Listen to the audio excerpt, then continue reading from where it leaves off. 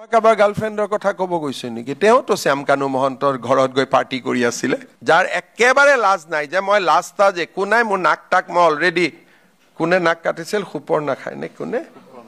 বোলে সুপৰ নাখায় মোৰ নাক কাটি থৈ দিছে গতিকে মোৰ কোনো ৰাস্তা নাই নাক টাক নাই মই জপিয়াই পৰিম লুৰিণজ্যোতি গগৈৰ ওপৰত জুবিনে যিকেইটা কমেন্ট দি থৈ গৈছে তাৰ পিছততো তেওঁ নিজেই দূৰত থাকিব লাগে কেতিয়াবা আপোনালোকে অখিল আৰু লুৰিণক জুবিনৰ হৈ চিন্তা কৰা দেখিছিল নেকি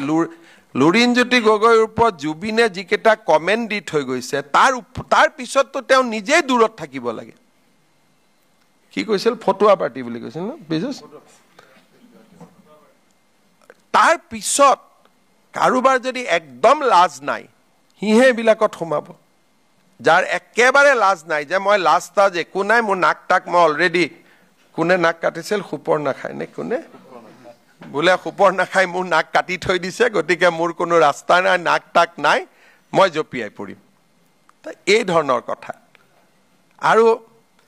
দুনিয়াৰ সবৰে ওয়াইফৰ কথা কৈ আছে মই কাবাৰ গাৰ্লফ্ৰেণ্ডৰ কথা ক'ব গৈছো নেকি তেওঁতো শ্যামকানু মহন্তৰ ঘৰত গৈ পাৰ্টি কৰি আছিল মইতো ক'ব যোৱা নাই কাৰো গতিকে সবৰ বিষয়ে যিহেতু শ্যামকানু পুলিচৰ লগত আছে গোটেইখিনি আছে গতিকে মই যদি সবৰ বিষয়ে ক'ব যাওঁ এটো মহাভাৰত হৈ যাবগৈ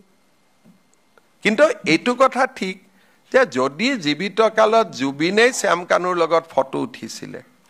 বা জুবিনেৰে যদি সিদ্ধাৰ্থৰ লগত ফটো আছে তলে বাকিটো মানুহৰ থাকাটো কোনো স্বাভাৱিক কালিৰ পৰা মই দেখিছো আছুটোকো এৰি দিয়া নাই তেওঁ দুদিন আগত কিবা কৈ আছিলে কালি তেওঁক ধৰে দুদিন আগত এওঁ কিবা কয় তেওঁৰ ফটোখন হৈ যোৱাত এইজন ঠাণ্ডা হৈ যায় আকৌ তেওঁ মনে মনে হৈ যায় এখন কিবা অদ্ভুত হৈ থকা নাই জানো ফটো এখন পালে একদম তাত আৰম্ভ কৰি দিয়ে কালিলৈকে বোলে ৰঙালী কিয় পইচা দিছে আকৌ দুদিন আগলৈকে কৈছিল ৰঙালী কিয় পইচা নিদিব তেওঁলোকে অসমীয়া জাতিৰ হৈ ইমান কাম কৰি আছে তেনেকেতো নহব নহয় গতিকে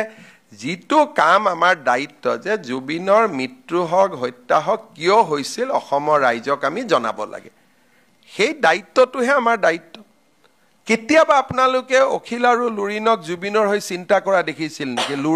লুৰিণজ্যোতি গগৈৰ ওপৰত জুবিনে যিকেইটা কমেন্ট দি থৈ গৈছে তাৰ পিছততো তেওঁ নিজেই দূৰত থাকিব লাগে কি কৈছিল ফটুৱা পাৰ্টি বুলি কৈছিল ন বিজুস তাৰ পিছত কাৰোবাৰ যদি একদম লাজ নাই হিহে বিলাকত সোমাব যাৰ একেবাৰে লাজ নাই যে মই লাজ তাজ একো নাই মোৰ নাক টাক মই অলৰেডি কোনে নাক কাটিছিল সুপৰ নাখায় নে কোনে বোলে সুপৰ নাখায় মোৰ নাক কাটি থৈ দিছে গতিকে মোৰ কোনো ৰাস্তা নাই নাক টাক নাই মই জপিয়াই পৰিম এই ধৰণৰ কথা আৰু দুনিয়াৰ সবৰে ওয়াইফৰ কথা কৈ আছে মই কাবাৰ গাৰ্লফ্ৰেণ্ডৰ কথা ক'ব গৈছো নেকি তেওঁতো শ্যামকানু মহন্তৰ ঘৰত গৈ পাৰ্টি কৰি আছিল মইতো ক'ব যোৱা নাই কাৰো গতিকে সবৰ বিষয়ে যিহেতু শ্যামকানু পুলিচৰ লগত আছে গোটেইখিনি আছে গতিকে মই যদি সবৰ বিষয়ে ক'ব যাওঁ এটো মহাভাৰত হৈ যাবগৈ কিন্তু এইটো কথা ঠিক যে যদি জীৱিত কালত জুবিনে শ্যামকানুৰ লগত ফটো উঠিছিলে বা জুবিনেৰে যদি সিদ্ধাৰ্থৰ লগত ফটো আছে তলে বাকিটো মানুহৰ থাকাটো কোনো স্বাভাৱিক কালিৰ পৰা মই দেখিছো আছুটোকো এৰি দিয়া নাই তেওঁ দুদিন আগত কিবা কৈ আছিলে কালি তেওঁক ধৰে দুদিন আগত এওঁ কিবা কয় তেওঁৰ ফটোখন হৈ যোৱাত এইজন ঠাণ্ডা হৈ যায় আকৌ তেওঁ মনে মনে হৈ যায় এখন কিবা অদ্ভুত হৈ থকা নাই জানো ফটো এখন পালে একদম তাত আৰম্ভ কৰি দিয়ে কালিলৈকে বোলে ৰঙালী কিয় পইচা দিছে আকৌ দুদিন আগলৈকে কৈছিল ৰঙালী কিয় পইচা নিদিব তেওঁলোকে অসমীয়া জাতিৰ হৈ ইমান কাম কৰি আছে তেনেকেতো নহব নহয় গতিকে